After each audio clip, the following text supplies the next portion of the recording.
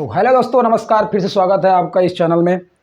पिछले क्लास में हम लोगों ने बात किए थे रेडियस रेशियो और कोऑर्डिनेशन नंबर के बारे में, बेहतर तरीके से सीखे थे। अगर आप लोग वीडियो नहीं देखे हो तो वीडियो जा करके देखो, है ना। क्या होता है रेडियस रेशियो और क्या होता है कोऑर्डिनेशन नंबर, समन्वय संख्या क्या होता है, उसके बारे में थोड़ा लेट हुआ इस वीडियो के लिए, उसके लिए माफ़ी चाहूँगा दोस्तों। फिर भी आप लोग अपना प्यार मेरे लिए रखिए। चैनल पे क्या आए हो तो क्या करो, थोड़ा सब्सक्राइब कर दो, लाइक कर दो और शेयर कर दो, ताकि स्टूडेंट को क्या मिले, थोड़ा सहायता मिले एजुकेशन के लिए। ये बात है ना। आज का टॉपिक का हम लोग बात करेंगे क्या चीज़। आज का टॉपिक जो है वो है density of solid state, solid density of solid, कि सॉलिड की डेंसिटी क्या होता है, सॉलिड की डेंसिटी क्या होता है घनत्व, इसके बारे में। तो हम लोग सिंपल घनत्व जानते हैं, सिंपल हम लोग डेंसिटी का फार्मूला देखें तो अभी तक हम लोग जानते हैं डेंसिटी इक्वल टू होता है मास अपॉन वॉल्यूम, है ना। द्रव्यमान बटे क्या होता है, आयतन होता है। सिंपल डेंसिटी का फार्मूला जो है वो क्या होता है, मास अपॉन वॉल्यूम होता है। ये बात हम लोग जानते हैं। मैं कहता हूं कि मुझे एक क्रिस्टल का क्या निकालना है, डेंसिटी निकालना है। बताओ आप लोग कैसे निकालोगे, कैसे हम लोग डेंसिटी फाइंड कर सकते हैं। पूरा क्रिस्टल का डेंसिटी निकालना है मुझे।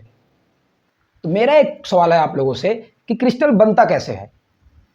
आप लोग नीचे कमेंट कीजिए कि क्रिस्टल बनता कैसे है, किससे मिलकर बनता है क्रिस्टल, उसके बारे में। फिर भी मैं आप लोगों को बता रहा हूं कि क्रिस्टल जो होता है वो यूनिट सेल के रिपीटेशन से बनता है। क्रिस्टल किससे बनता है, यूनिट सेल की रिपीटेशन से बनता है क्रिस्टल। अब मुझे पूरा क्रिस्टल का क्या जानना है, मुझे पूरा क्रिस्टल का जानना है वो है डेंसिटी, कि पूरा क्रिस्टल का डेंसिटी कितना है।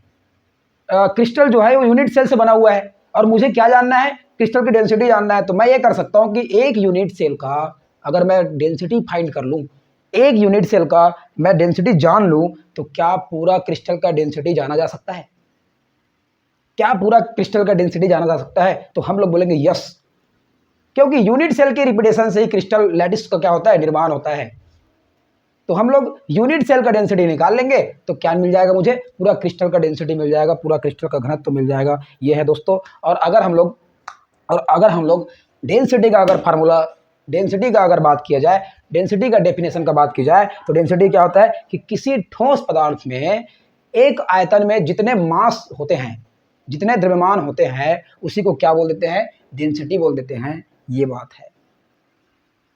तो आइए आगे बढ़ते हैं किसके बारे में, सॉलिड स्टेट की, सॉलिड की जो डेंसिटी है, सॉलिड्स की जो डेंसिटी है उसके बारे में बात करेंगे। डायरेक्ट फार्मूला में आते हैं और बात करेंगे क्या चीज़ कि डेंसिटी क्या होता है। तो सीधा यहाँ से लिखूंगा डेंसिटी ऑफ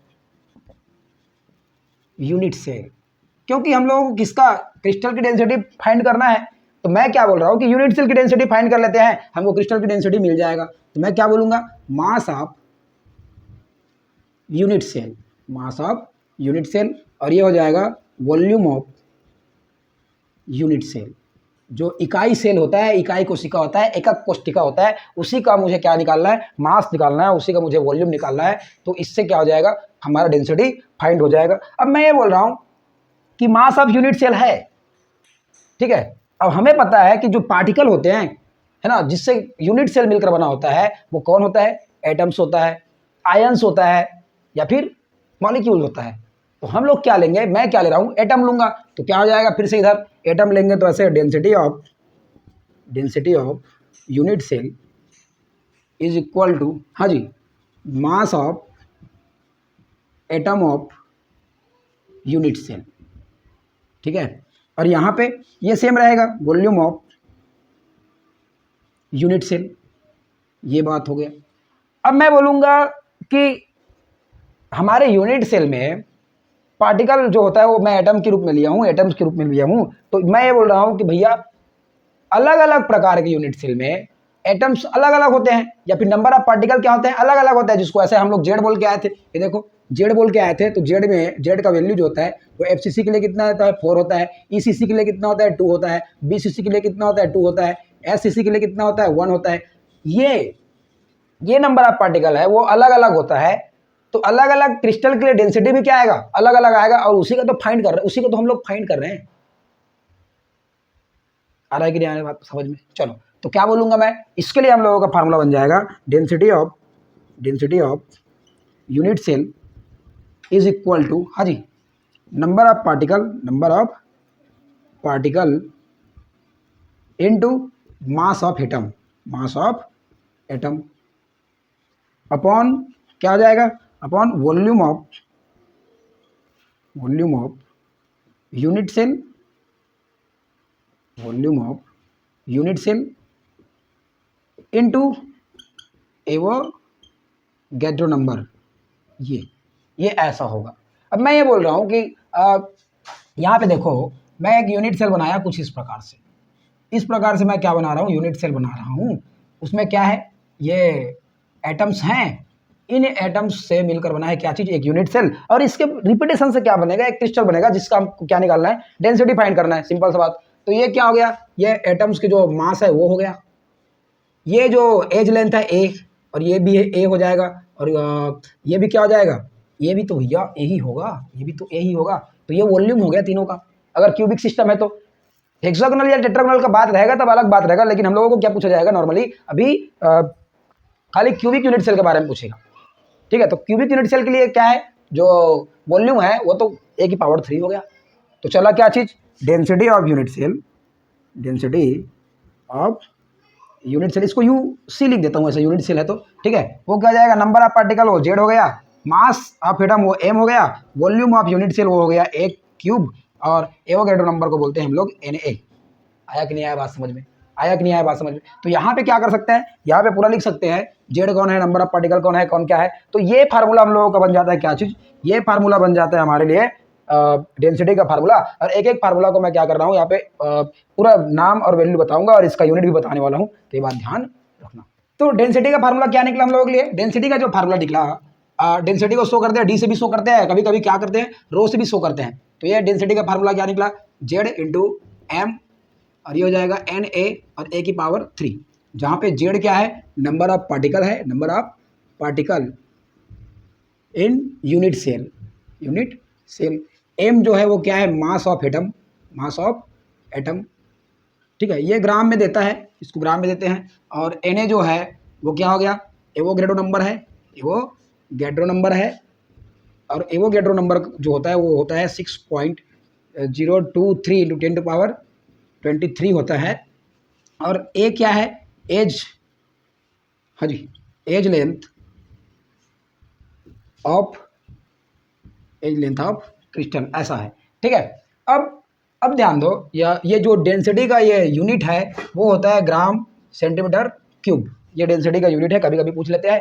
ठीक है, सिंपल सा क्वेश्चन है कि डेंसिटी का यूनिट बताओ, तो ऐसा, और ऐसे भी होता है किलोग्राम और मीटर क्यूब भी होता है, ये ध्यान रखना। अब ध्यान दो, जब क्वेश्चन हम लोग सॉल्व करेंगे तो हमको क्या मिलेगा कि इसका पैरामीटर कुछ मिलेगा, कुछ पैरामीटर मिलेगा। ये हमको तो ये वाला जो वैल्यू है वो जानना है, कुछ भी देगा। ये किस में मिलेगा, एम जो है वो किस में मिलेगा, ग्राम में मिलेगा या फिर किलोग्राम में मिल सकता है, ये बात ध्यान रखना। जेड का वैल्यू हम लोगों को पता है कि एससीसी के लिए 1 होता है। ठीक है, बीसीसी के लिए क्या होता है भाई, 2 होता है। ईसीसी के लिए क्या होता है, 2 होता है। जबकि एफसीसी के लिए क्या होता है, 4 होता है। ये भी हम लोगों का नॉन क्वांटिटी है, और इसको हम लोग जानते ही हैं क्या होता है, ये 6.023 इंटू 10 टू पावर 23 होता है। तो मामला कहाँ पे चलेगा, मामला चलेगा भैया, मामला चलेगा वो एज लेंथ है। मैं पहले भी वीडियो में बता रखा हूँ कि पूरा एज लेंथ का कहानी होता है, पूरा एज लेंथ का कहानी होता है क्या जी, सॉलिड स्टेट। ठीक है, ये एज लेंथ हम लोगों को छोड़ेगा नहीं, कहाँ है ये एज लेंथ हम लोगों को छोड़ेगा नहीं। ये पैरामीटर अलग अलग मिलता है, ये पैरामीटर अगर नैनोमीटर में मिलेगा, नैनोमीटर में, इधर ध्यान दो, नैनोमीटर में मिल सकता है। ठीक है, एंगस्ट्रॉम में मिल सकता है, पिकोमीटर में मिल सकता है ना। नैनोमीटर का मतलब होता है 10 के घात ऋण 9। ठीक है, एंगस्ट्रॉम का होता है 10 का घात ऋण 10, और पिकोमीटर का मतलब होता है 10 के घात ऋण 12। तो इन सबको किस में चेंज करना पड़ता है, इन सबको हमको इसके यूनिट के हिसाब से चेंज करना पड़ता है, यूनिट के हिसाब से। अगर यूनिट के हिसाब से चेंज करना है, सेंटीमीटर में लाना है, सेंटीमीटर में लाना है, सेंटीमीटर में लाना है तो क्या करना पड़ेगा, सेंटीमीटर में लाना है तो क्या करना पड़ेगा भैया, 100 का क्या करेंगे, गुना करेंगे, 100 का क्या कर देंगे, गुना करेंगे, 100 का क्या कर देंगे, गुना करेंगे, क्योंकि ये मीटर में मिलने वाला है। तो ये हुआ क्या चीज़, ये नैनोमीटर अब क्या हो जाएगा, सेंटीमीटर में चेंज हो जाएगा। नैनोमीटर जो है सेंटीमीटर में चेंज होगा कुछ इस प्रकार से, और ये सेंटीमीटर बन जाएगा। ठीक है, और ये जो है अच्छा, इसको सॉल्व करूँ क्या, सॉल्व करने की जरूरत क्या है, आप इस लेवल में आ गए हो कि इसको सॉल्व करने की जरूरत नहीं है, आपको समझ में आना चाहिए। ठीक है, चलो ये बात हो गया। फिर ये क्या हो गया, 10 के घात ऋण 8 सेंटीमीटर हो गया। फिर ये क्या हो जाएगा, 10 के घात ऋण 10 सेंटीमीटर हो जाएगा। ये बात ध्यान रखना, और इसी का मामला है, क्योंकि इसका क्यूब चलेगा, भाई, क्यूब मतलब पूरा कहानी क्या हो जाएगा, पलट हो जाएगा, उलट हो जाएगा। यहाँ से क्या आने वाला है, न्यूमेरिकल आने वाला है, ये बात ध्यान रखना। ये पूरा कॉन्सेप्ट अगर आप लोग एक बार समझ लो तो दोबारा सॉलिड स्टेट पढ़ने की जरूरत नहीं पड़ेगा। दोबारा सर डिस्टेंस पढ़ने की जरूरत नहीं पड़ेगा। आप लोग ये यूनिट जानो, यूनिट जो है किलोग्राम मीटर क्यूब होता है पर, है ना, और ये ग्राम पर मीटर क्यूब ये होता है क्या चीज़, इसका यूनिट। और अलग अलग तरीका से और उसको बताया जा सकता है, लेकिन इतना तरीका काफ़ी होता है। और इसको याद करने के लिए डेंसिटी या रो, डेंसिटी को ऐसे शो करते हैं, ये बोल देते हैं जमुना, जेड हो गया जामू, और ये क्या हो गया ना की पावर 3, जमुना। देख लो जमुना की पावर कितना है 3 है, जमुना की पावर कितना है 3 है। तो ये जमुना की पावर 3 यही क्या आता है, एक ट्रिक होता है डेंसिटी को जानने का। ये जान लो भाई, ये जान लो, और ये जान लेने के बाद क्या है, सभी का जान ले लोगे तुम लोग, सभी का जान ले लोगे, सभी का, ये जान लो, सभी का जान ले लोगे का मतलब क्या है, हर क्वेश्चन डेंसिटी का हर क्वेश्चन का जान ले लोगे तुम लोग। चलेंगे क्या क्वेश्चन पे, एक क्वेश्चन चले क्या, एक क्वेश्चन चले क्या, चलो देखते हैं एक क्वेश्चन को। एक क्वेश्चन आया है ना, ये क्वेश्चन आपको दिख रहा होगा यहाँ पे साइड में, ये बात ध्यान रख लो, है ना। इसमें बोला गया है एक तत्व के क्रिस्टलीय संरचना फलक केंद्रीय है, मतलब एफसीसी है, ठीक है, एफसीसी है, एफसीसी क्वेश्चन है। चलो आओ देखो, हम लोग बोल सकते हैं सॉल्यूशन ले रहे हैं डायरेक्ट, है ना। गिवन सबसे पहले बात क्या बोला है कि जो क्रिस्टल है वो क्या है, एफसीसी टाइप है। एफसीसी टाइप है का मतलब जेड का वैल्यू क्या दे के रखा है, 4 दे के रखा है। उसके बाद बोल रहा है कि इसके किनारे की लंबाई का मतलब होता है एज लेंथ। एज लेंथ कितना दे के बैठा है, एज लेंथ जो है वो हम लोगों को दे के बैठा है 400 गुना, हाँ जी, 10 की घात 10 सेंटीमीटर। क्या इसको चेंज करने की जरूरत है, क्या इसको चेंज करने की जरूरत है, तो चेंज करने की जरूरत नहीं है भाई, पहले से क्या देकर रखा है, सेंटीमीटर में देकर रखा है, तो चेंज नहीं करने वाले, ये बात ध्यान रख लो भाई, है ना। और बोल रहा है कि तत्व का परमाणु भार का मतलब होता है ना, एटॉमिक मास जो है ना, एटॉमिक मास जो है वो एम कितना दे के रखा है, 60 ग्राम दे के बैठा है, 60 ग्राम दे के बैठा है। और बोल रहा है कि भाई डेंसिटी बता, डेंसिटी क्या होगा, ऐसे क्वेश्चन आया हुआ है ना। ये बात है, 2-4 बार पढ़ो प्रश्न, आप लोगों को समझ में आएगा, बिल्कुल समझ में आएगा, और इसको अप्लाई भी करेंगे। तो सिंपल सा है कि D इक्वल टू क्या हो जाएगा, D इक्वल टू हो जाएगा जमुना, क्या हो जाएगा, जमुना की पावर 3 है, ये देख लो ऐसे, ठीक है, जमुना की पावर 3। अब हम लोगों को डेंसिटी फाइंड करना है, तो कर सकते हैं। जेड का वैल्यू 4 है, ये 60 है, एन ए का वैल्यू हम लोगों को पता है भाई, एन ए का वैल्यू कितना होता है, एन ए का वैल्यू जो होता है वो होता है 6.023 × 10⁻23 होता है। तो ये क्या हो जाएगा, फटाफट आते हैं, हाँ जी, हो जाएगा 6.23 × 10⁻23 इंटू क्या बोलेंगे, ए का वैल्यू है, अच्छा ए का वैल्यू यहाँ से 400 गुना 10 की घात, हाँ जी 10, और ये हो जाएगा 3। तो थोड़ा सा अब क्या करना है, कैलकुलेशन करना है, थोड़ा सा कैलकुलेशन करना है, ऊपर वाले को जोड़ना कटना पीटना मत भैया, जैसे है वैसे रहने दो, कोई फर्क नहीं पड़ता है क्या है ना। तो क्या हो जाएगा, ये हो जाएगा 4 × 10 की घात 60, और ये हो जाएगा 0.23 × 10⁻, क्या हो जाएगा 23 हो जाएगा। आगे बढ़ाएंगे तो ये क्या हो जाएगा, ये देखो इसका भी है, तो इंटू 400 कुछ ऐसा हो जाएगा, और 10 की घात 10 ऐसा हो जाएगा। आगे बढ़ रहा हूँ, ध्यान देखना थोड़ा सा। तो डेंसिटी इक्वल टू हो जाएगा 4 × 60 बटे, हाँ जी, ये हो जाएगा 0.6.023 × 10⁻23। अब जब इसको आप लोग सॉल्व करोगे, तो कैसे सॉल्व कर सकते हो, देखो ऐसे 400 गुना 400। अरे यार ये तो कैलकुलेटर वाला बात है, लेकिन कैलकुलेटर नहीं मिलता है, इस कारण से बात अलग हो जाता है, ठीक है। तो ये 0 0 0 0 0 0 तो कटने वाला है, तो 4 चौक 16 चौक 64 हो जाएगा, और ये हो जाएगा क्या चीज़, 4 6 0 यहाँ पे हो जाएगा कुछ इस प्रकार से। तो ये कितना बनेगा, 1 2 3 4 5 6 और ये 7। तो क्या कर सकते हैं, 0.6.4 × 10⁻7 हो जाएगा। और इसको देख लो भाई, इसको ये 30 होगा, डायरेक्ट गुना में रहता है। जब पावर के ऊपर पावर रहता है तो पावर क्या हो जाता है, गुना में हो जाता है, मल्टीप्लाई हो जाते हैं। तो ये कुछ इस प्रकार हो जाएगा, है ना, इस प्रकार होगा, 30 होगा। तो ध्यान दो, ये 23 और ये 7 और ये 30 पूरा कटने के लिए आए हैं, पूरा कट गया भाई, मामला पूरा खत्म हो गया। तो ये हो जाएगा 4 × 60/6.023 × 6.4 कुछ इस प्रकार है। अब देखो ये देख लो, मोटा मोटी 16 चौक 64 होता है, तो ये कट जाएगा कुछ इस प्रकार से, ऐसे कट जाएगा, ये देख लो। और क्या बोल सकते हैं, अच्छा, ये देखो, इसको 60 मान लो, 60 कोई बड़ा चीज़ नहीं है, डिजिट नंबर छोटा है, इस कारण से क्या बोल रहे हैं कि सीधा काट देते हैं। तो ये देख लो 6, तो ये कुछ इस प्रकार कट गया। इसको ऐसे लिख लो 10/1.6। जब इसको आप लोग सॉल्व करोगे तो ये आएगा 6.23 ग्राम सेंटीमीटर क्यूब। यही होता है वो डेंसिटी, यही होता है सॉलिड स्टेट की डेंसिटी। जो क्वेश्चन दिया हुआ था उसका आंसर यही है। ठीक है, आप लोग थोड़ा सॉल्व करो, 25 के आसपास आएगा, कुछ तो आएगा, और थोड़ा ऐसा काटने पीटने आना चाहिए भाई, है ना। डाटा को कभी भी स्टार्टिंग से क्या मत करना, कट मत करना, क्योंकि वो बाद में जाके सिंपल बन जाता है, जैसे कि अभी बना। अगर इसको यहीं पे काट देते या फिर गुना कर देते तो वो क्या हो जाता, कॉम्प्लिकेट हो जाता।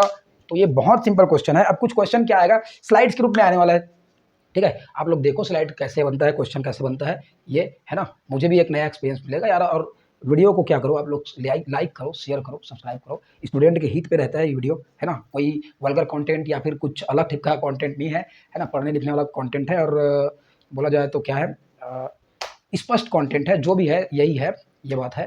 तो आप लोग क्या करो, शेयर करो, लाइक करो, सब्सक्राइब करो, और दोस्तों को क्या करो, बताओ कि यहाँ पे केमिस्ट्री पढ़ाया जा रहा है, आप लोग केमिस्ट्री पढ़ लो, ऐसा करके, ठीक है। बाकी बातें और करेंगे आगे, तो चलते हैं फिर।